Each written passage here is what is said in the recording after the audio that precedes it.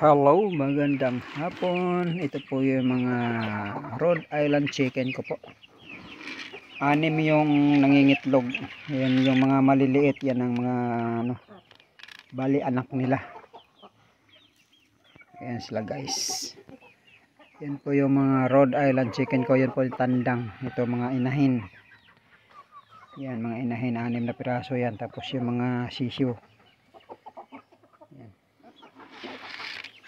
Ayan sila guys. Pinapakain ko sila ng hapunan.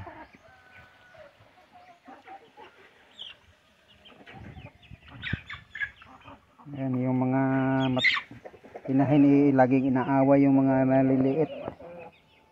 Tinutusik, tinutuhak. Ayan sila guys. Mayroon pa akong mga bagong pisa. Tumitimbang yung mga lalaki nito guys, yung tandang natimbang ng 4 na kilo.